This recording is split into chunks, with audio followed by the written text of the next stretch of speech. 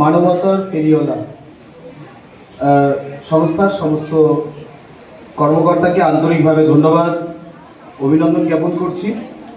সেই সঙ্গে ধন্যবাদ জানাই এখানে উপস্থিত সকল প্রিয় ছাত্রছাত্রী, তার সঙ্গে যারা অভিভাবক অভিভাবিকা রয়েছেন সবাইকে আমি যথাযথ স্থানে শ্রদ্ধা ভালোবাসা অভিনন্দন জ্ঞাপন করছি। আমার খুব তাড়া আছে, আজকে বাজেট অধিবেশন আছে আমাদের বিধানসভায়, সকাল 11টার মধ্যে পৌঁছাতে হবে, তাই বেশি কথা বলার নেই।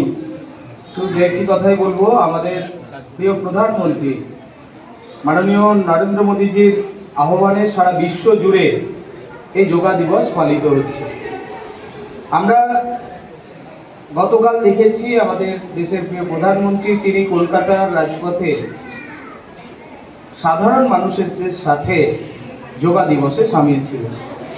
কারণ কেন আমরা যোগা করব না? আমাদের মনের বিকাশ, ওসি সাহেব আসছেন তো, আমাদের মনের বিকাশ, আমাদের শারীরিক বিকাশ, সুস্থ সমাজ গড়তে আমাদের সবাইকে যোগের সাথে সামিল হতেই হবে। তাই সবাইকে বলবো, ছোট ছোট ছেলেমেয়েরা শুধু নয়, বাড়ির বড়রাও কমসে কম কিছুটা সময়, অবসর সময় বের করে নিয়ে যোগার সাথে নিজেদেরকে সামিল হতে হবে। আমাদের মন আর সুন্দর শরীর যদি গঠন হয় তাহলে আমাদের পশ্চিমবাংলাটাও আরও সুন্দর হবে। আমরা দেখি অল্প সময়ে আমাদেরকে ডাক্তারের কাছে ছুটতে হয়, কিন্তু যদি যোগার সাথে আমরা প্রতিদিন সামিল হতে পারি, যোগাটা আমরা ঠিকঠাকভাবে করতে পারি, তাহলে নিশ্চিতভাবে আমরা রোগ মুক্তি পাবো আর তার সাথে সুস্থ সমাজ আমরা গড়ে তুলতে পারবো। এইটুকুনি বলার ছিল। বাকি পরবর্তী সময় আবার আমি আপনাদের সাথে যখন থাকবো, মিশবো, তখন নিশ্চিতভাবে বড় আকারে বলবো। তাই আমার সংক্ষিপ্ত বক্তব্য আমি এখানে শেষ করছি। সকলে ভালো থাকবেন, সবাইকে নমস্কার। আর মানবতার ফেরিওয়ালা যারা সংস্থার বাইরে রয়েছে সবাইকে আমি আন্তরিকভাবে আবারও ধন্যবাদ জ্ঞাপন করে আমাদের ওসি সাহেব এসেছেন, ওনাকেও শুভেচ্ছা জানিয়ে আমার বক্তব্য শেষ করলাম। ধন্যবাদ।